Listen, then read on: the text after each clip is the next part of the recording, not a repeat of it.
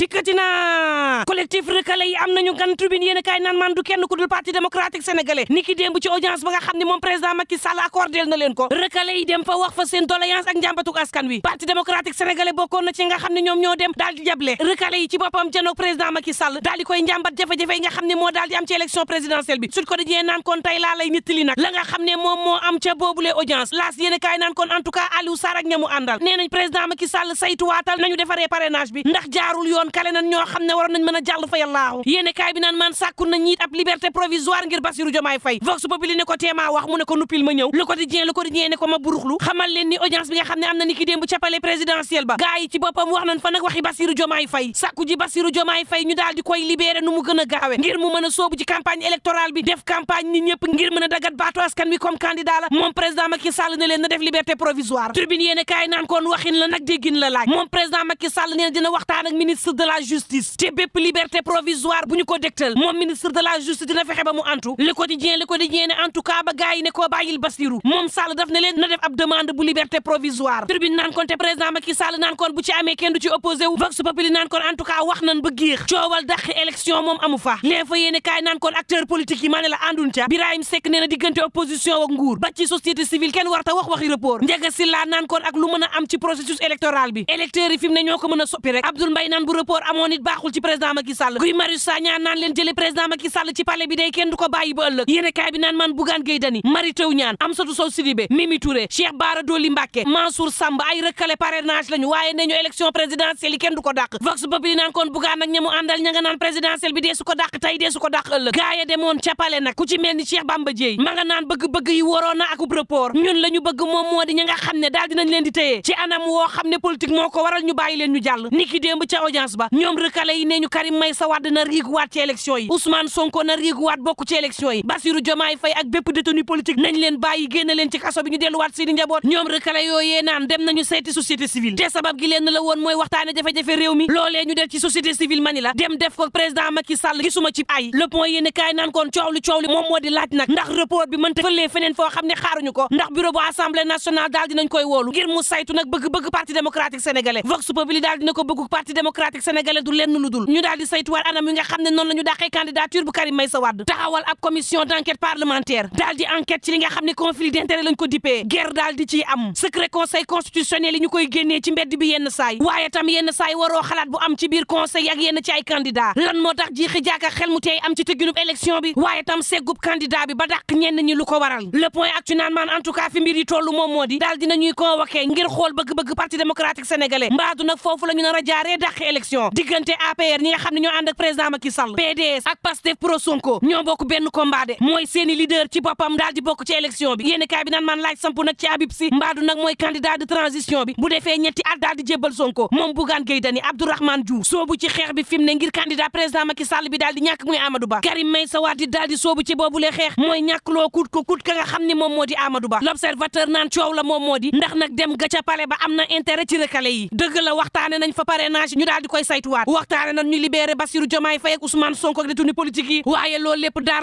ak fi mbir yi toll ndax président Macky Sall mën na ko coow li nag moom moo di ndax audience bii du président Macky Sall képp kott moo ci bénéficié wu le témoin yéene kaay naan ko en tout cas déglu ne leen ñu wax ba nuppi moom Sall ne leen dem leen déglu ma dinaa leen jébbal sama tontu daar turbine yéene kaay naan maan bu Anta Babacar Ngom di xam leen ni xel sax may ñu ñuy xalaat ab report ci élection présidentielle bi calendrier électoral bi dee su ko violé dëgg la ñi ngi caxatee suñu démocratie ci anam woo xam ne jaarul yoon waaye nag démocratie ngir delloowaat ko ci réew mi faaw ñu dem ay élection opposition bi daal di booloo antane daal di xool nees def ba démocratie dellusiwaat ci réew mi moom Serigne Mboup daal di ne mane la politique warta tax benn yoon ñuy daal di rayante ñun politiciens yi mën nañ bokk benn bool bu ñuy lekk ndoo waxtaane ndoo fa suñu paree ku ne dem sa yitteeg politique su waxtu tab bu jotee nag askan wi ci boppam katakay niwnu daañu xool kañu wóolu bëgg koo jébbal réew mi ñu daal di ko koy dénk ndongo daara bi jiite chambre bu commerce bu Kaolack yëkkati yi le kàddu keroog ca gerte door ba 24 heures naan kon en tout cas audience ba nga xam ne am na ni ki démb mi ngi yëngali dënn Walf Quotidien naan kon Pape Djibril Fall demul waaye xalaatam moom moo di Sénégal nag faaw mu moom boppam kenn mënu ci lenn Vox Populi mel ni ku naan ak lu mën a xew réew a dem na këng Sénégal daal dinay woo candidat yi wala it seen mandataire ñu xool nag jàll gi ci RTS naka la nar a demee ci élection présidentielle yi waxtu woowu laas yéen kaay mi ngi may xamal ca ministère des affaires étrangères secrétaire général ba dañ koo dàq ne ko acca ndax nee ñu nag kilifaam daf koo sant mu daal di bañ waxtu woowu leen fa yéen kaay xamal ma ni moom Idrissa Seck ma ngay saytu docteur Babacar Diop ngir ñu lëkkaloo ci élection présidentielle bi mu ne ko may ma wax ak sama parti ba nuppi présidentielle bee neex wala Tribune yéen kaay naan man waaye mbuurit moo neex wala ak Cheikh Issa Sall mi nekk maire ndaw ya gannaaw maison de l'étudiant ak salle de spectacle ak poste de responsabilité Tribune yéen kaay naan man ci at yi ñu jëm moom